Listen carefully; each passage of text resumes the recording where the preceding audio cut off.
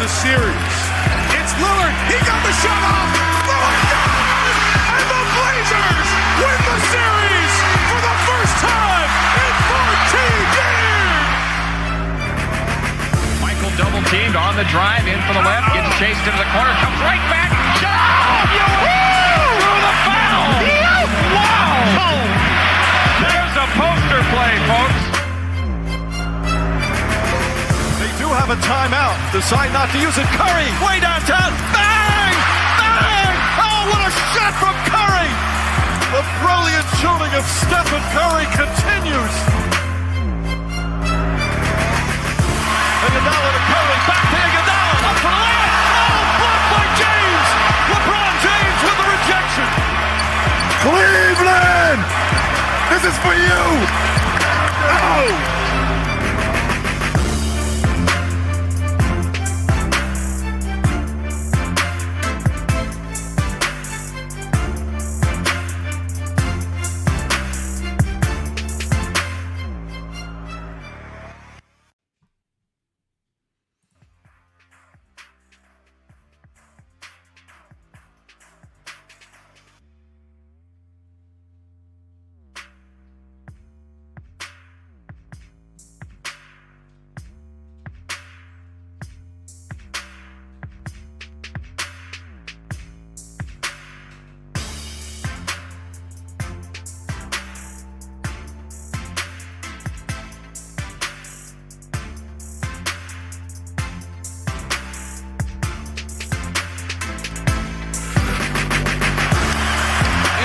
Of Anthony. Anthony for three. Puts it in! Knicks by one with 8.2 remaining.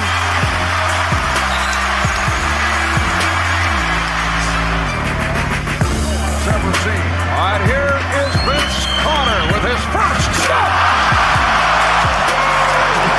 Let's go home!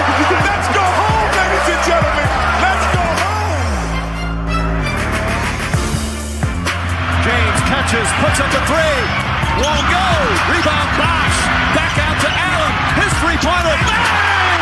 Tie game with 5 seconds remaining. It's off to Leonard, defended by Simmons. Is this the dagger?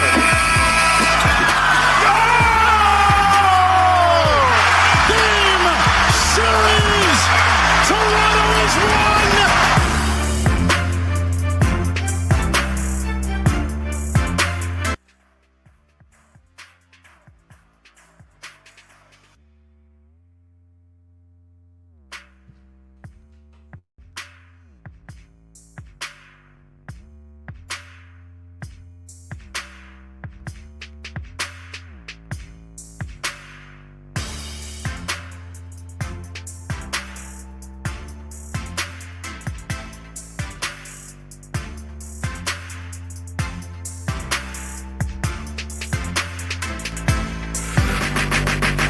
Three wins the series.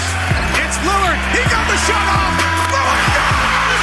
And the Blazers win the series for the first time in 14 years! Michael double teamed on the drive, in for the left, gets chased into the corner, comes right back. Shot! Through the foul! Wow! There's a poster play, folks. Have a timeout. Decide not to use it. Curry, way downtown. Bang! Bang! Oh, what a shot from Curry! The brilliant shooting of Stephen Curry continues. Iguodala to Curry, back to Iguodala, up for the layup. Oh, blocked by James. LeBron James with the rejection. Cleveland! This is for you! Oh!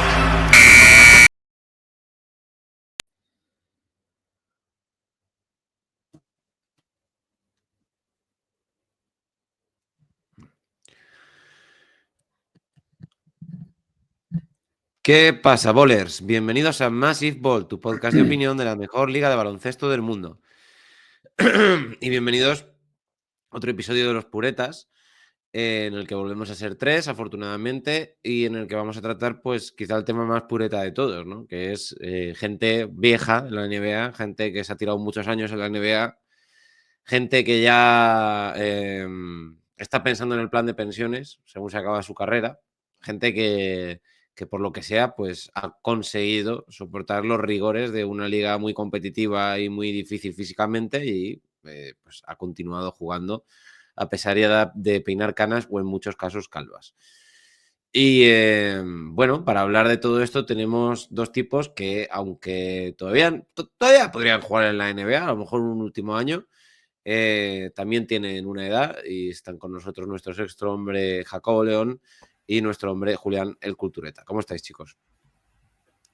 Buenas, ¿qué tal? Pues yo creo que sí, yo creo que todavía para un contratito de 10 días ahora, ¿no? Que empieza el mercado y demás. Para ¿No, dar Julián? Yo ejemplo de creo que jugadores. todavía podríamos, un triple en la esquina todavía podemos tirarnos. Yo para hacer, muy buenas, yo para hacer lo que hacía Udonis Haslem en las últimas temporadas, también valgo. O sea, también para Hombre, eso, claro, pero porque a ti amenazar con pegarle a Jimmy Butler te parece bien. No me parece, sí, o sea, claro, sí, no tengo normal. problema. Aparte de Si esa es decirle la tarea, claro, y explicarle que se peine y esas cosas, que deje hacer el imbécil, pero bueno. Y déjate aparte, esas como hoy rastas de está tan, colores, muchacho. ¿Qué es eso? Pues sí, pues vamos a hablar de estos jugadores que han jugado muchísimas temporadas, casos extraños un tanto pretéritos del baloncesto, otros casos que nos quedan más cerca, y a discutir las razones por las que, bueno, más o menos creemos que han podido aguantar tanto tiempo, qué es lo que hace que un jugador pueda ya no solo aguantar, digamos, físicamente, sino también que los equipos sigan confiando en él, a pesar de que le destinen cada vez menos dinero, pero que un equipo te deposite una confianza a partir de cierta edad no es sencillo. Entonces, pues nada, para hablar de ello hay que decir que cuando las noches de NBA se hacen largas y los días pesados, siempre tendrás Massive Ball para pasar un buen rato. Comenzamos. Y comenzamos por un caso anecdótico, pero curiosamente es el caso del jugador que ha entrado en juego en un partido con más años en la historia de la NBA, aunque la NBA realmente como tal no estaba todavía formada, porque esto ocurriría en la Basketball Association of America. Y es que Nat Hickey, nacido como Nicolas Jarnegic, nacido en el reino de Dalmacia, o sea que esto ya te da una idea de los años que tenía este hombre. Claro, cuando tú ya has nacido en un reino que ni existe, pues en fin. El bueno de Nat Hickey, pues aparte de jugar profesionalmente durante mucho tiempo, durante los años 20 y los años 30, luego se dedicó a entrenar. Y el tipo, pues en aquel momento todavía el tema del entrenador-jugador todavía estaba en marcha. Jugaba con entrenaba a los Providence Steamrollers y consideró pues que en un partido dado pues que la mejor opción para estar en el campo pues era él, ¿no? Entonces se metió él en el campo, quitad que vosotros no sabéis, y entró en juego con 45 añazos, ¿no? Y a día de hoy sigue siendo el récord, 45 años y 363 días, que claro, pues quién sabe si LeBron James lo va a pasar, porque a este paso, vamos, quién sabe, ¿no? Pero bueno, ahí está Nat Hickey, un tipo que tuvo una vida un poco controvertida, porque luego el pobre, cuando se fue a entrenar a los Youngstown Clippers, bueno, iba conduciendo el coche donde llevaba una serie de jugadores, se perdió el control del coche, no debido a alcoholemia ni nada por el estilo, de hecho se comprobó y no había ninguna prueba, digamos, que dijera que era culpable, simplemente perdió el control del vehículo y lamentablemente pues fallecieron algunos de esos jugadores y no volvió a entrenar jamás, ¿no? Un caso un poco paradigmático, el de Nat Hickey. Yo creo que estamos hablando de la época pre-todo, Sí. porque estamos hablando de la pre-NBA, y luego hay que entender un poquito el contexto de que era un jugador que se pasó 20 años más o menos jugando en las ligas menores de béisbol, que para la época, recordemos que años 20, 30, era la liga importante. O sea, tú hacías Sí. carrera como jugador universitario en fútbol americano y la vida profesional como jugador de béisbol, aunque fuera en ligas menores, porque era lo que, digamos, era el deporte principal. Y bueno, pues aunque fueran ligas menores, el tipo, pues, oye, hizo su carrera. Sí que luego en la NBL, pues la NBL americana, no la australiana, hizo su carrera y que, bueno, pues ese puntito de vamos a aparecer ahí, pues, no sé, no creo que, no creo, lógicamente, que él estuviera pensando en establecer un récord que iba a estar vigente 70 años o 80 años después, pero que, bueno, el récord está ahí. Es decir, y seguramente si no fuera por esto, nadie conocería, ni Óscar Villares conocería a Nat Hickey. Lo peor, Julián, es que se le acusó de eso mismo, de que él quería instaurar un récord del jugador más veterano. También te digo, decir eso, acusar de eso en 1948, como decimos, la NBA no existía, yo no sé, sería algún envidioso, ¿no? Algún envidioso de su bloque o algo, porque acusarte, si me dices que lo haces en pleno 2010, con una liga con 70 años de historia, pero en 1948 a lo mejor a ese hombre le picó el gusanillo, quiso lanzarse sus 2 canastas, porque poco más hizo, y ya está. Yo creo que probablemente era el que mejor tiraba los tiros libres del partido y por eso se metió. Porque pensaba que tenía más posibilidades tirándolos él y ya está. Ya en aquel momento, o sea, quiero decir, ¿quién estaría viendo aquel partido? Claro. 3 o 4 Nadie. gatos que habían apostado dinero al tema de los puntos y pues poco más. O sea, que, en fin. Bueno, Nada, Kiki, un desde la fenómeno. ignorancia, pues aquí no tenemos ni idea de este tema, pero no me sorprendería que el tipo hubiese hecho una apuesta de algo, porque en esa época era lo normal, o sea, se jugaba mediante apuestas y que el tipo hubiese hecho una apuesta de algo de que metía alguna canasta y eso le hubiese pues dado una jubilación del copón. El primer ¿Quién sabe, sujétame el no? cubata de la historia, ¿no? Te digo, es un poco quitad que no sabéis, que no tenéis ni puñetera idea. Quitad que Y no, ya voy yo. a lo Pat Riley en 2006. Básicamente, sí, sí. Bueno, el siguiente jugador del que deberíamos hablar es un jugador que sí que nos suena a todos más y es un jugador que jugó 4 décadas, ¿no?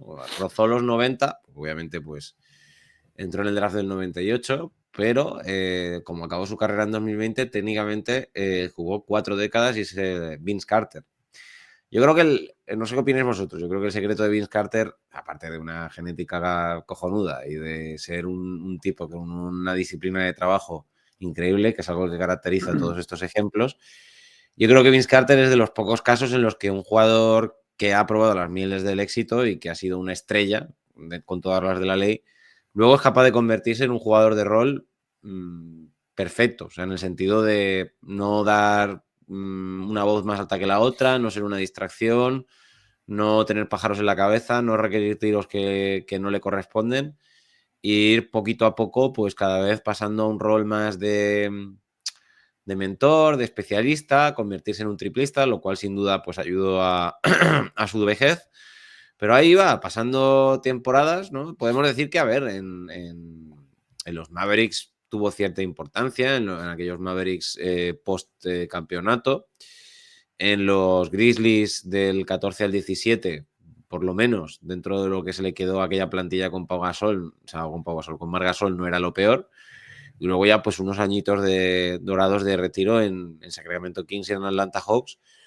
Pero eso, o sea, cuando un jugador estrella tiene físico, tiene capacidad para aguante, tiene disciplina de trabajo y luego encima sabe asumir que su tiempo ha acabado y que es hora de hacer otras cosas en la cancha, pues bueno, puedes llegar a jugar 4 décadas y tienes muchísima suerte, claro, por supuesto. Sí, yo creo que eso es lo más importante, ¿no? Aparte del físico, porque dentro de lo que fue Vince Carter, ¿no? Yo creo que, bueno, él tenía un físico privilegiado. También tuvo la suerte de que no tuvo ninguna lesión especialmente importante y lo que comentas, Mario, la importancia de, entre comillas, saber cuándo echarte a un lado, ¿no? De, bueno, tuviste esas 2 primeras etapas estelar en Toronto, después en los Nets, bajo el cobijo, entre comillas, ¿no? De Jason Kidd, pero después ves que la NBA va por otro lado, que ya no puedes exprimir tanto tu verticalidad como al principio, es decir, el pick de Vince Carter lo vimos en esa etapa inicial, ¿no? Entre Nets y Raptors. Y después eso, irte adaptando un poquito a lo que va exigiendo cada equipo. Sabes que como veterano siempre iba a tener un sitio. Yo creo que también fue muy importante, ¿no? La pasión por el baloncesto. Él hasta el final quería extender su carrera un poco más. Comentó que disfrutó mucho, ¿no? Sobre todo en esos últimos años, haciendo de mentor creo que primero de Fox en Kings, y después le tocó coincidir con Trey Young en Atlanta. Es decir, que yo creo que tuvieron ambos bases a un buen veterano al lado. Y esa es la clave. Asumir cuál es tu papel en cada momento de tu carrera, disfrutar del baloncesto y evidentemente el tema físico. Yo creo que todos los jugadores que superaron la cuarentena de la NBA o no se les castigó el físico mucho a lo largo de su carrera por haber sido jugadores de rol, complementos y demás, o tuvieron que cuidarse muy bien o tener un físico muy privilegiado, porque yo creo que cada vez más costará ver esto, ¿no? Jugadores por encima de la cuarentena, porque la NBA, sin entrar en comparaciones de qué generación fue mejor y tal, yo creo que ahora el baloncesto es más dinámico, exige más movimiento que antes. Y a nivel de rotación, de explosión, de arranque, mucho más difícil para porque claro, si tú juegas en el poste, pues aún puedes sobrevivir, ¿no? No hay mucho movimiento, pero hoy en día no puedes parar de moverte en la cancha. Con lo cual mucho Hombre, más. una virtud precisamente yo diría de todos los jugadores de los que vamos a hablar o de los que no hablemos, que estén por encima o que hayan llegado al final de su carrera por encima de los 40 años, es dos factores claros. Uno, el no haber tenido lesiones graves, y todos prácticamente, aunque se hayan perdido alguna parte de temporada por una lesión, pero que no haya sido una lesión grave, pues a lo mejor bien de muñeca, bien de mano, bien algo más de descanso propio, pero ninguna ha tenido una lesión que lo haya lastrado.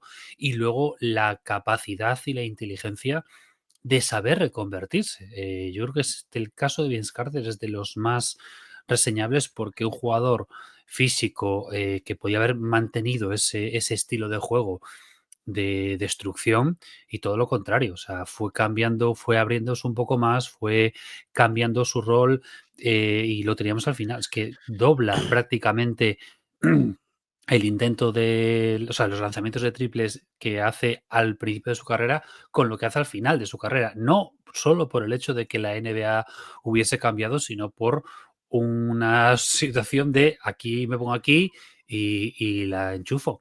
Y luego un caso curioso con el tema de Vince Carter, que eso sí que no lo vemos tan habitualmente en este, digamos, siglo XXI, que es el hecho de que con una edad tan avanzada, por encima de los 30, creo que son los 35, 36, 34, no recuerdo bien ahora mismo, superan los 80 partidos jugados. Es cierto que con 20 minutos por partido más o menos, pero supera, o sea, algo que no lo vamos a ver hoy en día jamás, porque los jugadores que juegan 80 partidos o más son jugadores muy jóvenes y con un rol que aún no tienen ese rol de super mega estrella. Salvo, por supuesto, todos los jugadores de Thibodeau de los Knicks, pero que no es lo normal.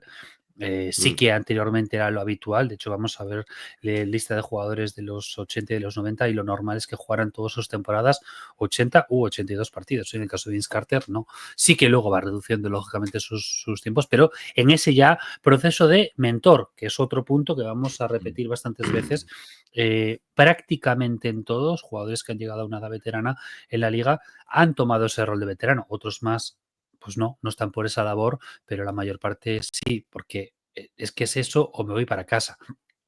Perdón. Otros dos jugadores de los que podemos hablar, con jugadores más hacia el poste, que son dos jugadores que también jugaron una barbaridad de temporadas. Uno de ellos es Kevin Willis. Kevin Willis quizá nos suene a muchos. Kevin Willis fue, digamos, el acompañante de Dominic Wilkins en aquellos Hawks de los 80, en la mejor época de los Hawks. Un pivot, bueno, clasicote en el sentido de, pues eso, tapones, rebotes, un gran reboteador. Fue All-Star una vez y tenía un ganchito desde fuera bastante fiable. Hacía que el balón cayese desde lo alto con mucha altura, llamaba mucho la atención, tenía mucha habilidad en la mano, digamos, para un pívot de aquella época. Y fue un jugador que, bueno, gracias a su perseverancia, a su disciplina física y supongo que también pues, a su genética, pues logró aguantar más de lo que nadie hubiera dicho. Es decir, ya digo, estos años en los Hawks, estos 10 años en los Hawks fueron sus mejores 10 años, pero es que luego esto se acabó en el 94, ese fue su último año en Atlanta, aunque luego volvería. Su último año en Atlanta fue en el 94, pero jugaría hasta el año 2007. En 2007 llegaría a jugar con Dirk Nowitzki. Pasó por Miami Heat, pasó por Warriors, pasó por Rockets, pasó por Raptors, pasó por Nuggets, pasó por los Spurs. Y de hecho una historia pues, curiosa de Kevin Willis es que ya cuando estaba en los Spurs en el año 2003, que también estaba Steve Kerr en aquel equipo, tenía tantos años que la manera, digamos, de descentrar de un aficionado, de meterse con ellos, con el banquillo, fue decir, Willis, Willis, Willis. Y cuando se giró dijo, creo que le gustas a mi abuela, ¿quieres que le des un número? Dice Steve Kerr a día de hoy sigue diciendo que es su frase de aficionado favorita que mejor ha oído. El bueno de Willis era, pues es un pívot clasicote. Quizá eso ayuda, ¿no? Quizás eso ayuda y no. O sea, por un lado, sí, la movilidad no es tanta y a lo mejor el desgaste no es tanto, pero por otro lado, claro, soportar el peso en las rodillas. Además, cualquier pívot, cuando pasa de los 30 y pico años, su peso aumenta. Entonces, siempre. Es una ley de vida. Entonces, las rodillas cada vez se resienten más y a veces ver un hombre alto de esta envergadura durar tanto tiempo, pues también es bastante raro. Lo que pasa que, bueno, que sí que me imagino que a lo mejor el hecho de no tener que moverse en exceso pudo haber jugado a su favor. Pero bueno, ahí estaba Kevin Willis. A mí esto me produce bastante, no diría sorpresa porque conocíamos estos casos ya, pero me sorprende que precisamente pues, la mayor parte de estos jugadores que sobrepasan los 40 años en la NBA son jugadores que han desarrollado la mayor parte de su carrera en la pintura. Y aquí hemos hablado muchas veces del tema de zapatillas, de las pistas, de que aunque no tengan que desplazarse mucho, aunque no tengan que hacer un baloncesto tan móvil y físico como lo tenemos en la actualidad, el estar saltando con ciento y la madre de kilos, saltando continuamente y reventando las rodillas y los tobillos contra el suelo, eso debería desgastarles mucho más. Y por el contrario, pues los vemos y comentaremos más casos de estos que sobrepasan los 40, y en este caso el de Kevin Willis, que bueno, esa última temporada es un poco como la de Najiki, de vengo aquí, saludo y chao, porque juega, está 5 partidos en pista, por mucho que tengan 40 años, cuentan para el récord, lógicamente. Llegó a jugar contra los Jazz. Sí, pero me refiero que juega y todo esto, pero que a mayores de eso, sus 21 temporadas, a estos jugadores, que vamos a comentar unos cuantos más ahora, el caso de Karim, de Kevin Willis, de Robert Paris, incluso Mutombo, son jugadores que han echado 3 y hasta 4 temporadas en la NCAA, en una NCAA que era mucho más dura que la NBA, por tanto, con mayor desgaste y con mayor uso precisamente de jugadores interiores. Que eso debería repercutir negativamente en ellos y todo lo contrario. O sea, hacen algunos de ellos 25 temporadas a un nivel de estrella desde los 18 años hasta los 42, 43, 44. O sea, me parece una barbaridad que hayan podido rendir. Porque, bueno, el caso de Kevin Willis, la última temporada fue algo, vamos a decir, anecdótico, pero hay que estar ahí. Pero sí que hasta ese momento pues tenía su rol y bien, o sea, sin ningún problema. Yo creo que eso es clave, ¿no? El tema del rol, ¿no? Al final, en aquella época, ¿no? 80, 90, hasta mediados de los 2000 muy largo, era el tema, ¿no? De tradicionalmente vínculo del pívot en la pintura, ¿no? De al final yo creo que aunque estos jugadores tuvieran 38, 40, 42 años, todavía te podían dar 10, 15 minutos bajo el aro, ¿no? En modo de enforcer, tapar el camino hacia el aro, poner algún tapón, coger rebotes y demás. Yo creo que eso en la NBA de hoy en día, obligándose a los pivots a salir a defender fuera, ya no es solo que no le diera el físico a los propios jugadores, sino que creo que los propios entrenadores podrían sacarlos al banquillo. Es decir, no creo que hoy en día puedas poner a un Kevin Willis de 40 años jugando 10 minutos porque destrozan desde el triple. De hecho, ya se ha visto con Rudy Gobert con menos de 30 años. De hecho, creo que Rudy Gobert en los 90 sería un jugador que quizás podría haber alargado su carrera podría alargar su carrera quizás hasta la edad de Willis, pero yo no sé, por otro lado, si este Rudy Gobert llegará a los 40 en la NBA. Y si acaso como pivot ya como un Kevin Willis en los últimos años, jugando sus 10 minutos por partido, porque sabes que en ciertos momentos te va a tapar la pintura, te va a asegurar un rebote y demás. Pero yo creo que la evolución propia de la NBA nos va a privar por lo menos de que pivot llegue a más de 40 años a la NBA. De hecho, en esta NBA, yo creo que Horford es el más próximo, y porque se ha reconvertido. Pero es que es el mismo caso de Marc Gasol. O sea, la única receta para que un pivot pueda alargar su carrera hoy en día, como Brook López y otros muchos, es tirar del triple de una manera muy fiable, de manera que puedan ser útiles en el pick and pop y luego, pues en defensa, el drop. Es decir, vas dejando que se vayan hundiendo en la pintura, vas apareciendo un poquito de vez en cuando aquí y allá, pero siempre estás más cerca de la canasta que fuera y puedes ir sobreviviendo. Pero claro, eso implica pues tener mano, tener muñeca. Pues no todo el mundo tiene esa habilidad, aunque hoy en día parezca que sí, pero no es así. Bueno, como había mencionado también Julián, otro caso importante es el bueno de Robert Parrish, el jefe, que fue drafteado, o sea, jugó todos sus años de universidad. Lo que pasa que por una movida que hubo de tema de la universidad, tanto sus estadísticas como lo que consiguió con la universidad no se registró, hasta que dentro de mucho tiempo la NCAA lo cambió, pero hubo un tema de cambio de notas, de exámenes y demás, y los 4 años que pasó allí no estuvieron, digamos, en la lista de récords durante mucho tiempo. Era un poco desconocido, llega a los Golden State Warriors, 4 años horribles donde no hace más que perder. Es traspasado a los Celtics en aquel famoso traspaso donde consiguen ay, la Virgen. Bueno, donde consiguen su frontcourt famoso, McHale, es donde consiguen a McHale y consiguen a Parrish. Y bueno, y 14 años en los Celtics, prácticamente pues toda la etapa de la Bird y hasta que acaba la etapa de la Bird. Luego 2 añitos en los Hornets, más luego 1 añito en los Bulls que le serviría para ganar testimonialmente un anillo más que McHale y que la Bird, ¿no? Bueno, o sea, si ya estábamos hablando de pivots clásicos, pues este es uno también muy clásico, que tiene más que ver con Bill Russell que con otra cosa, o sea, en el sentido de la habilidad para correr la cancha. Y este hombre, pues igual que Kevin Willis, pues también un símbolo, digamos, de cómo un hombre puede llegar a cuidar su físico de manera que, a pesar de que pase el tiempo, pues pueda llegar a seguir rindiendo al nivel exigido dentro de la liga, ¿no? O sea, Robert Parrish nunca fue un tipo al que le fallara el condicionamiento o al que no llegara al que no le llegara el aliento en un sprint, ¿no? Siempre tuvo esa capacidad. Y bueno, pues yo creo que no está mal, ¿no? Del 76 al 97, ¿no? Que te draften cuando todavía existía la ABA y que te salgas ahí ya, digamos, en los últimos años de Jordan, pues es una carrera bastante intensa, bastante larga. Y aparte, más de 1.600 partidos jugados, que se dice pronto, en regular season. Claro, y yo creo que es un poco lo que estamos comentando, ¿no?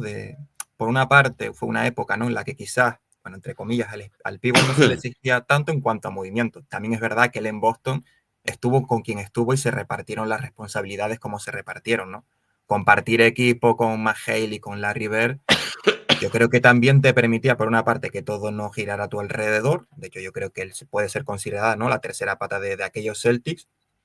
Y por otro lado, centrarte en lo que sabes y saber que vas a estar bien rodeado. Aparte, unos Celtics que siempre, con Auerbach, siempre priorizaron el trabajo colectivo, ¿no?, el rendimiento como grupo sobre las estrellas, más allá de que Larry Bird sea uno de los mejores jugadores de la historia de la NBA. Y eso también creo que es muy importante, el tema de tener un entrenador que sepa repartir bien los roles y las responsabilidades de cada uno, ¿no? No, Julián, quizás, no sé si queremos volver a nombrar a Thibodeau o no, pero es cierto que yo creo que los Celtics de todo el siglo XX fueron un ejemplo de eso, ¿no? De elevar al máximo exponente, ¿no?, lo que representa el equipo. Ya pasó en los 50 y en los 60 con Bill Russell y compañía, que realmente aquellos Celtics ganaban, más allá de por sus estrellas, por el impacto defensivo de Bill Russell, porque tenían 4 o 5 jugadores que en cualquier momento se podían echar el equipo a sus espaldas, y bueno, también que revolucionaron el baloncesto a su manera, ¿no? Es que los Celtics, bien sea con Auerbach en el banquillo o estando en la sombra desde los despachos, esa idea de juego vamos a llamarle comunista, de que todos tienen la misma participación, no destacan estrellas, que están todos por y para el equipo, eso ayudaba a que precisamente se alargara la carrera de todos estos jugadores, siendo un baloncesto para la época muy físico, pero que sí que les fue ayudando. Y aquí es que me voy a lo de siempre comentamos la posible longevidad de estos Celtics si, por cierto, jugador recién drafteado nos hubiese metido pues hasta prácticamente todo por la tocha. Entonces, eso, pues lo de Line Bias les hizo quemarse mucho más a todos ellos, pero aún así, pues aún tuvo, pues eso, desde ese momento que iba a ser el final, pues casi 10 años más. Como jugador, vamos a decir, de apoyo técnico-moral desde el banquillo, sí, pero al fin y al cabo tiene su rol. Y esto se valora muchísimo. Y pues el hecho de que acabase, pues siendo muy, pero que muy discreto en esos Bulls de la vuelta de la segunda venida de Jordan, pues oye, tienes que estar ahí y te tienen que permitir estar ahí. Ese es un caso importante en este caso. Y siendo el star hasta los 36, 37, es decir, que también tiene su mérito. Tiene su mérito. Sí. Hay que ver el bueno de París, la gasolina que tenía. Pero bueno, yo creo que el caso de hombre alto, con más longevidad, mejor calidad, que quizás sea, por mucho que le duela a muchos, quizás siga siendo hoy en día el mejor jugador de la historia de la NBA, es Karim Abdul-Jabbar. Karim Abdul-Jabbar entró en el año 69, se marchó en el año 89, 20 años, ganó un anillo con los Bucks, ganaría 3 ganaría con los Lakers. 5. Perdón, creo que 5. sí, 5, perdón, que me estoy columpiando. 5. 5, donde, si no me equivoco, en 3 de ellos sería el MVP de las finales. Un jugador que es que prácticamente no aflojó hasta su última temporada. Hasta el año número 20 no podemos decir que aflojase, que sus estadísticas bajasen, que dejase de ser importante. O sea, Karim Abdul-Jabbar fue un jugador que de 20 años, 19 años, fueron años de una calidad altísima, que quitando los años en los que los Lakers eran una banda que no tenían a nadie alrededor de él, siempre hizo de sus equipos un equipo ganador. No sería el más simpático, no sería el más amable, pero era un tipo que desde luego pues tampoco tuvo muchas lesiones. Quiero decir, quitando el tema de los ojos, que es lo que le llevó a ponerse las gafas y demás, él siempre atribuyó al tema del yoga y a las artes marciales el haber durado tanto, porque dice que, bueno, que la práctica se cambió del tai chi al yoga, practicó artes marciales, aprendió con Bruce Lee, supongo que la seguiría practicando con el tiempo, y esos estiramientos, pues imagino que harían de alguna manera que esos músculos, esos tendones, etcétera, etcétera, pues tuvieran una gran resistencia, ¿no? Pues también es verdad que Karim, hombre, sí es verdad que con el paso del tiempo cada vez sus movimientos eran más mecánicos, digamos, y menos dinámicos, pero era un tipo que sí que se movía y que corría la cancha. Lo que pasa es que él era inteligente, ¿no? La típica bromita que le gastaban en la película aquella de Aterriza como puedas, ¿no?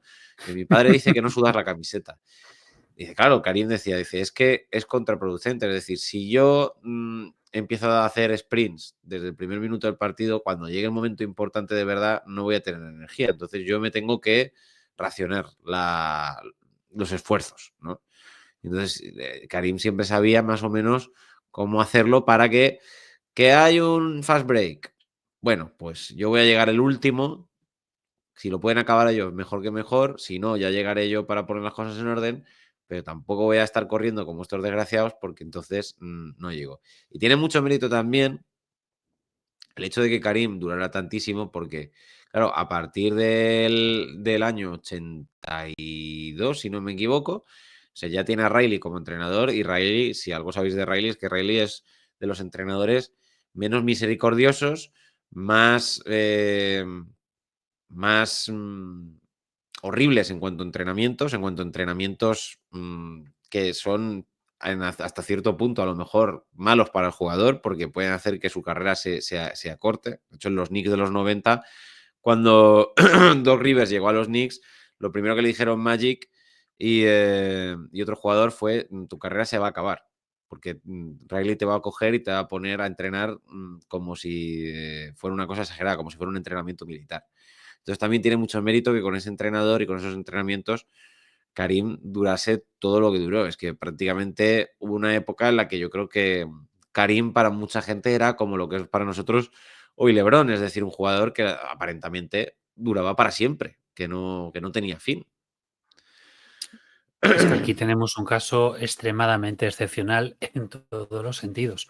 Un jugador que realmente la única lesión importante que tuvo fue esa temporada en la que en un partido se cabrea y le suelta un puñetazo descomunal, no recuerdo qué jugador era, se lesiona la mano durante media temporada y eso fue una de las razones que, pese a haber hecho previamente y posteriormente a la lesión una temporada demencial, al estilo de la de Bill Walton, no le dan el MVP, se le dan a Dave Cowens porque, claro, había jugado más partidos y bueno, ya sabemos que Karim no era de los más queridos en la NBA a nivel jugadores, medios, entrenadores, etcétera, etcétera, pero como bien has dicho, Mario, la capacidad de saber cuidarse en todos los sentidos, de cuidarse a nivel de salud, cuidarse a nivel físico, cuidarse a nivel de cabeza, eso lo hacía pues saber gestionar toda la temporada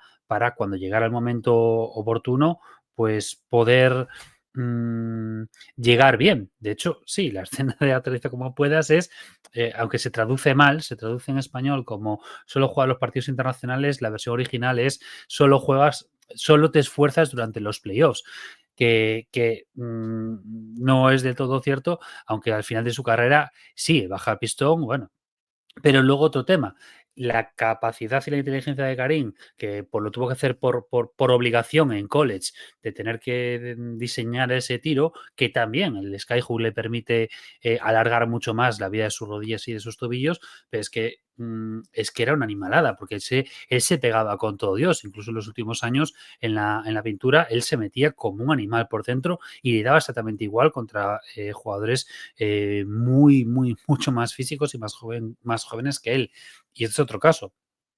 Aquí sumamos, aunque para los récords solamente cuentan 3 temporadas en UCLA, porque aún en esa época, la primera temporada freshman, no podían jugar, digamos, con la primera plantilla, pero Karim era un caso de que entrenaba todo con el equipo, lo que sería el equipo varsity, porque no podía jugar porque las reglas no se lo permitían, pero es que era un jugador descomunal y que luego supo largarse. Este es un caso que aquí yo creo que tenemos varios, que son de estos jugadores, vamos a decir, deportistas que no, que tienen miedo a acabar su carrera. Aunque estuviera bien físicamente y seguía jugando como Los Ángeles, nunca mejor dicho, estos deportistas que no saben o no quieren acabar su carrera por el miedo a ¿y después qué? De hecho, estuvo ligado en su retirada, estuvo ligado a la NBA continuamente. Primero con los Clippers, luego estuvo como asistente mentor de Gasol en los Lakers, no sé si también con Bynum también, o sea, un poco mentorizando, porque no saben qué hacer después. No sé si os acordáis cuando fuera el documental de Pau Gasol, que lo reúnen con psicólogos, se va a reunir con, oh Dios, con más excompañeros, porque ¿qué hago ahora de mi vida? llevo 25 años o 30 dedicándome exclusivamente al baloncesto y ahora ¿qué hago? Aquí es un caso que, bueno, pues por lo menos fue tirando bastante bien, pero ves a algunos que están arrastrándose por las pistas que dices tú, pues que tío, déjalo ya. O lo de Udonis que era, estoy aquí por estar aquí porque en vez de estar cobrando como asistente, estoy cobrando como jugador, pero realmente hasta el último partido no jugaba. O sea, es así. Y el caso de Karim es algo excepcional.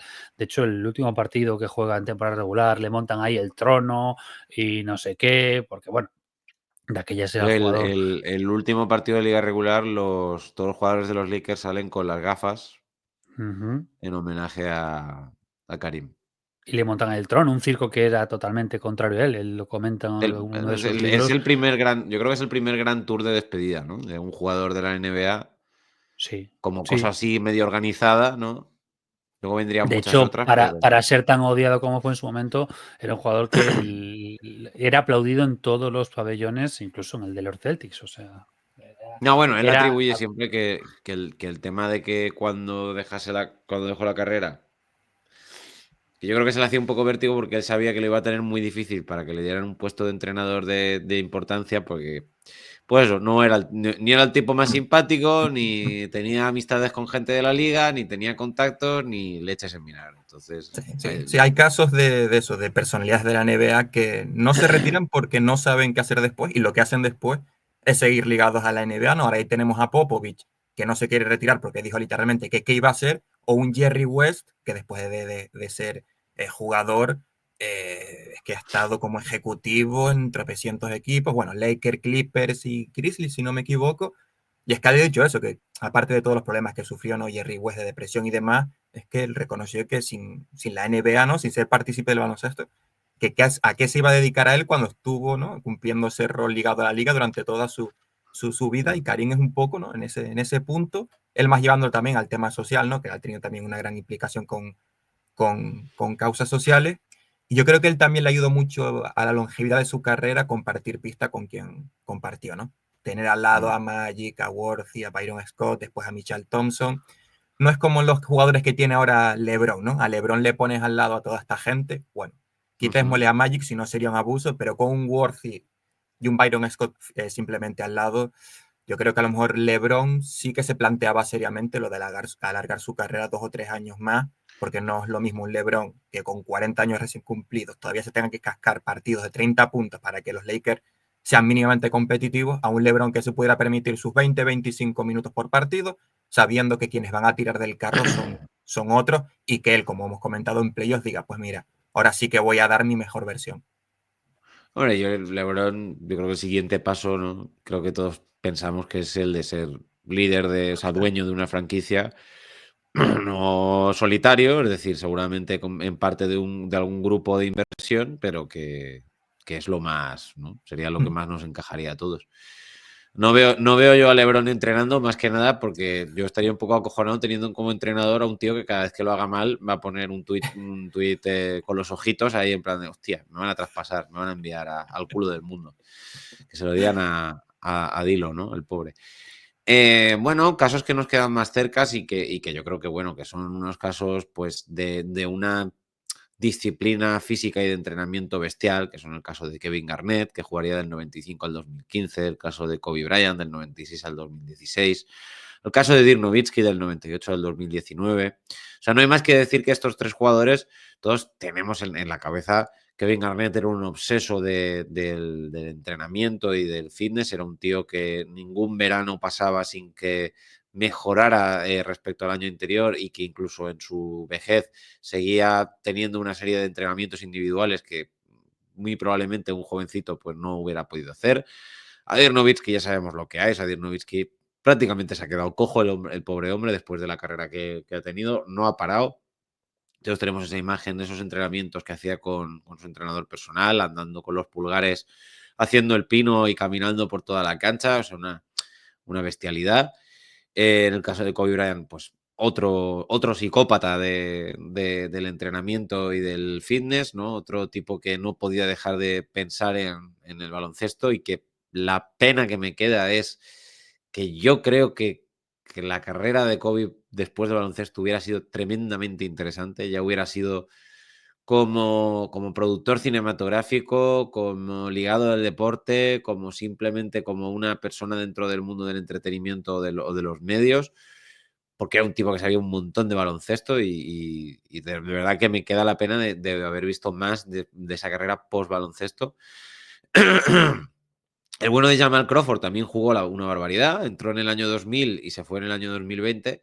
Y yo creo que un poco el secreto de Jamal Crawford, no sé si será lo demás, pero el secreto de Jamal Crawford era que este tío, cada vez que podía, se jugaba una pachanga. O sea, era un tipo que adoraba jugar pachangas, adoraba jugar de manera informal. O sea, ¿no? El típico tío que, a pesar de que tu hobby se convierta en tu trabajo, no le coges tirria, sino que te apetece hacerlo incluso cuando no estás trabajando, ¿no? Y luego, pues también un trío de oro como es el trío de Tim Duncan, que se retira con 40, Tony Parker, que se retira con 37, y Ginobili, que se retira con 41. ¿No? Y además estos tres tíos jugando juntos en el mismo equipo durante muchísimos años, quitando aquella camiseta de los Hornets de Parker que todos fingimos que no existe. Pero bueno, pero ahí estuvieron los tres y bueno, ya luego con esa gran, no despedida porque se quedarían un poco más de tiempo, pero bueno, aquel anillo de 2014 que fue como una especie de coronación con una catarsis, ¿no? De lo que habían hecho entre los tres. Y yo creo que ese es un caso bastante particular, pero no tenemos muchos casos, obviamente, de jugadores que duren tanto tiempo en el mismo equipo, pero que se retiren tan tarde todos, pues es difícil, ¿no? Es curioso, no lo solemos ver. Ni creo que lo veamos ya, porque obviamente tal y como funciona la NBA, mantener un contrato caro no es fácil, los jugadores son más propensos a ser traspasados para poder liberar masa salarial y quizá los últimos casos que tenemos de jugador que probablemente se retire tarde en el mismo equipo son LeBron y Curry. Y no digo Jokic porque Jokic yo tengo la impresión de que en cuanto pueda retirarse se retira. O sea, ese hombre no está aquí para jugar baloncesto, ese hombre está aquí para ganar dinero, romper todos los récords del mundo y volverse a su Serbia natal a criar caballos. Entonces, no sé si queréis decir algo de todas estas figuras que he mencionado, o de Grant Hill, por ejemplo, que tuvo una carrera muy fascinante y que acabó con 40 años, a pesar de lo que hubiera podido parecer después de todas las lesiones. No sé si tenéis algo que aportar de alguna de estas figuras o alguna que queráis aportar vosotros. No, yo creo que en lo que respecta, ¿no? Jugadores que completaron toda su carrera en un mismo equipo, responde a dos aspectos, ¿no? Por una parte, auténticas leyendas de la franquicia, ¿no? Como podrían haber sido Michael Jordan, que estuvo esos 2 años en Wizard, que tampoco ocurrieron, ¿no? Como el año de Tony Parker en Charlotte, o de Kobe en Lakers. O es curioso porque responden a jugadores de mercados pequeños o que cuando llegaron a ese equipo eran mercados pequeños, ¿no? Por ejemplo, John Stockton en Utah, San Antonio con Duncan y Ginobili, son con ellos cuando el equipo realmente empieza a ganar. O incluso pero Nowitzki, ¿no? Que lo hablamos en uno de los últimos episodios, Mario, que en aquellos Dallas Mavericks nadie quería ir. Es decir, era considerado uno de los peores equipos de la NBA, venía de una década horrorosa. Y eso, yo creo que hoy en día, poquito a poco, ¿no? Todos los mercados en cierta medida se va equiparando, incluso ¿no? Los Warriors, hasta que no llega Stephen Curry, era una franquicia promedio tirando a lo bajo de la NBA.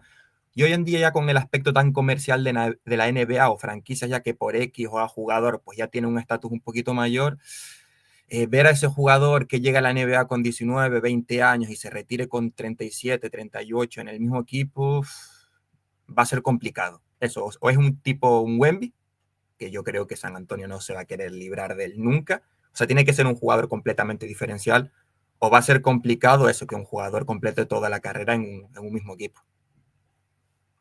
Giannis incluso, no lo sé tú cómo lo ves, Julián. Yo creo que a día de hoy, a mí me da mucha pena que se haya perdido la cultura del One Man Club, muchísimo, porque era algo muy, muy común.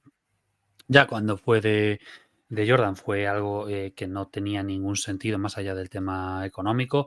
El tema de Parker no tiene ningún sentido, o sea, es que cero sentido. Y a mí que un jugador no quiera formar parte de esa vida eterna en esa franquicia, a mí me da muchísima pena. Y bueno, pues casos que tenemos actualmente, yo creo que el caso de más claro que puede superar a Dirk Nowitzki es Curry. Yo creo que 4 temporadas más las puede hacer desde el rol que tiene a día de hoy, complicado porque pues, le pasa un poco como a LeBron, ¿no? Que tiene que hacerlo absolutamente todo. Si hicieran bien las cosas, el amigo Leico, pues podrían cambiar y alargar un poquito más con mejor calidad de vida, pero yo creo que fácilmente puede alargar un jugador que no se esperaba que fuera a alargar tantísimo su carrera por todos los problemas de lesiones de tobillos con los que venía de Davidson. Pero sí que es un caso que podría darse. Otros, yo no sé, yo el tema de Wemby hasta que no veamos más adelante, porque ahí hay otro riesgo, como el caso de Curry, de posibles lesiones que no de momento no lo ha tenido no lo ha demostrado de que tenga un jugador, que sea un jugador lesionado, pero da un poco de miedo, como pasaba con Holmgren. ¿Otros jugadores? Yo creo que sí. O sea, con el caso de Giannis, siempre medios de fuera de Milwaukee, de fuera de Wisconsin, siempre lo ponen en rampa de salida cuando él mismo se ha cansado de decir de que él quería y quiere pasar toda su carrera deportiva en Milwaukee por la cultura de me han dado la oportunidad, vamos a decir, me han dado una barra de pan, pues yo les quiero devolver absolutamente todo porque yo estaba en la miseria más absoluta. Y es cultura europea africana, pues al fin y al cabo tirarán por ahí. Otros que vemos a mayores, es que lo veo muy difícil porque veo continuamente jugadores que piensas que van a echar toda su carrera en su franquicia y al final no. Y no es por un tema de que el convenio no ayude, ¿no? Porque primero somos egoístas, primero queremos ganar la mayor mortalidad posible. Eso provoca que el resto de la plantilla se quede con sueldos de mierda y eso implica que al final no alcanzo cotas medio altas y al final me voy porque yo he acumulado. O sea, el caso de Bradley Beal, el caso de Aaron Fox ahora, casos como pues le puede pasar a Trae Young, casos como otros muchos que la gerencia no sabe cómo gestionar semejante morterada para uno y nada para los demás y al final pues se pierde esa cultura. Bueno, lo que hemos dicho, o sea, también es que esto con el First Apron y el Second Apron, esta nueva política salarial, pues se hace muy difícil, pues eso. De hecho, está por ver, por ejemplo, que Tatum y Brown, que veamos a estos dos jugadores jugando en los Celtics indefinidamente, porque claro, vaya, o sea, es difícil, ¿no? Gestionar esos dos salarios y sería una pena que cualquiera de esos dos jugadores no acabara su carrera en Boston, pero el dinero es el dinero. Bueno, otros jugadores a mencionar, obviamente, pues son Stockton y Malone, que vamos a decir, ¿no? Que se tiraron, si no me equivoco, son 19 años. Malone jugó en los Lakers, pero aún así, pues bueno, 19 años en la NBA. El bueno de Moses Malone, tirando un poco más para atrás, del 76 al 95. O sea, es un caso bastante paradigmático, porque Moses Malone fue un jugador muy útil, incluso en los Atlanta Hawks de finales de los 80 y principios de los 90. Charles Oakley, también un jugador que duró mucho, del 85 hasta el 2004. Shaquille O'Neal, que por una cuestión práctica de disciplina, pues uno diría que no podía haber durado mucho, pero bueno, duró del 92 al 2011, aunque mucha gente puede opinar que se fue arrastrando un poco los últimos años. Y luego pues tenemos los casos clásicos de bases que han durado muchísimo, como son Jason Kidd, que entra en la liga en el año 94 y se marcha en el año 2013. Y el caso de... Ay, perdón. El caso, perdón, que lo quería destacar, de Kyle Lowry, porque Kyle Lowry no lo tenemos como un jugador que haya durado... Bueno, no lo sé si lo tenemos en ese radar, pero lo cierto es que Kyle Lowry entró en 2006, sigue jugando hoy en día en 2025, está cerca de llegar a los 20 años de carrera y fíjese, o sea, está Kyle Lowry, ese pequeño bulldog que aguanta, aguanta y aguanta y que, bueno, no podemos decir que sea clave en los Sixers, pero bueno, como base suplente sigue siendo importante. Obviamente en todo esto hay un poco de lotería, ¿no? Porque tienes que evitar según qué lesiones. O sea, por ejemplo, pues lo que le ha pasado ahora hace poquito a Jaden Ivey, pues eso es una lotería. O sea, te puede caer Cole Anthony en la rodilla y destrozártela o te puede no caer, ¿no? O sea, hay lesiones que difícilmente se pueden evitar.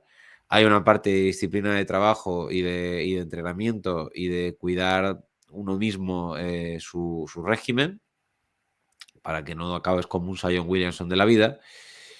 Y también hay una parte en la que, bueno, pues también se tiene que dar el hecho de que las franquicias estén dispuestas a confiar en ti durante suficiente tiempo, ¿no? Es decir, de que siempre hay una franquicia que esté dispuesta a darte un mínimo de veterano aquí, allá, allá, allá, que puedas ir encadenando contratos, que tengas algo que ofrecer, que tengas una cierta mentoría. Aunque seas un jugador generacional de estos que se dan cada cierto tiempo y que bueno, que siempre tengas algo que aportar, ¿no? Es Sí, muy, muy ese es difícil aguantar tantísimo tiempo. Esos son los casos, por ejemplo, de Jason Terry, Crawford, Vince Carter en los últimos años, jugadores de rol que sabían que siempre iban a tener un contrato. Y por otro lado, la importancia aún a día de hoy de ser un buen base. Con lo de buen base me refiero más al aspecto tradicional, porque si vemos jugadores que pasaron los 40 años, o sea, en los 40 años en la NBA, El o que bueno están en camino de el ello, bueno de Conley tiene ya 37 tacos. Conley. 37, Lowry va a cumplir 39, Chris Paul 39, Nash y Kidd pasaron los 40, es decir, Claro, no puedes hay un llegar más relevo o menos generacional. cascado, exacto, puedes llegar más o menos cascado, que si eres un buen base vas a tener algún contrato hasta el final de tu carrera. Cierto es que, por ejemplo, Steve Nash, ya esos 2 últimos años en Lakers se vio que ya no podía. De hecho, creo que en el último tuvo ese partido para celebrar su cumpleaños, ¿no? Que del tweet que nos pasó Oscar, que anotó 19 puntos y fue su mejor partido de la temporada y de los pocos que jugó, porque aquel experimento de los Lakers tenía un aroma muy similar al que habían intentado 10 años antes con Malone y con Peyton. Muy, muy justito, problemas de egos y demás, y bueno. Pero eso es verdad que a día de hoy, mucho con Bogar, anotador que viene del draft últimamente. Pero si eres un buen base tradicional que sepa hacer jugar al equipo y tengas una gran IQ, yo creo que sigues teniendo cabida en la NBA y puedes tener una carrera más o menos larga. Bueno, pues no sé si queréis aportar algo más, alguna cosa que se haya quedado en el tintero, que queráis añadir. Bueno, yo lo único que añadiría es, ¿contamos a Udonis Haslem realmente como un jugador de los de esta lista o consideramos que estar detrás de la valla viendo las obras no se puede considerar que estás... Hombre, que jugó un A papel ver, eso, importante de Miami y tal, si no pero lo es niego, trampa. pero ya, es que es eso, o sea, es que cuando tu estatua es tú en el banquillo, pues claro, es... Para mí es lo mismo, pues el caso como puede ser de Bokusi o Kevin Willis, que estás fuera y de repente vuelves a la liga. Lo que pasa que contando años, pero es Como realmente Al Pacino, ¿no? Every time exacto. I want to get out, they pull me back in, ¿no? Que decía en Claro, El Padrino. pero es que los últimos años de Udonis Haslem es que es irrelevante, es que juega los partidos, aparte de jugar poquísimo, juega los partidos en los que ya no se o los minutos, digamos, que ya no se juega nada. O sea, cuentan, Ya. sí, pero es trampa. Con los últimos Técnicamente estás ahí. temporada completa de partidos. Jugaba eso, minutos de la basura, Sí, sí. para pasar el rato. Bueno, en general, te os digo que si hacemos la. Si hacemos la media, creo que nos sale a más jugadores altos, más jugadores interiores que inferiores, ¿eh? O sea, que más jugadores de pintura que de fuera en cuanto al tema de la longevidad. O sea que, bueno, una buena noticia para los pivots. A ver si Brook López puede seguir tirando triples en Milwaukee hasta que vaya en silla de ruedas de un lado al otro de la cancha y así que Julián lo pueda disfrutar. Pero lo Y más que normal es lo que vemos en la actualidad con Chris Paul. O sea, más allá de que Chris Paul pues, haya hecho dieta para reducir el tamaño de su culo, cosa que debería hacer Kyle Lowry, por ejemplo. Pero más pero allá ese de culo es eso, marca de casa, hombre, no. claro, pero más allá de eso, eso le ha evitado pues, estar un poco más sano y alargarse más. Y bueno, y luego si vas caminando, pues perfecto. Nash era lógico que acabara su carrera reventado porque para la época había hecho su carrera corriendo. Mm, mm. Hombre, tenía ese físico de ciclista, ¿no? Básicamente. Sí. Estaba hecho para correr Era un maratones Jalabert sin longos. coca. Sí, sí, sí, sí. Su única coca era el baloncesto. Bueno, y después de esta frase tan horrible que acabo de decir, nos vamos despidiendo, vamos cerrando la persiana ya por hoy. Nos vemos en la semana siguiente. No sabemos de qué puñetas vamos a hablar, como siempre. No sabemos si estaremos los tres o estaremos dos, pero estaremos. De alguna manera estaremos. Como Kevin Willis, como Udonis Haslem, estaremos ahí. Así que nada, hasta luego, chavales. Chao, Adiós. chao.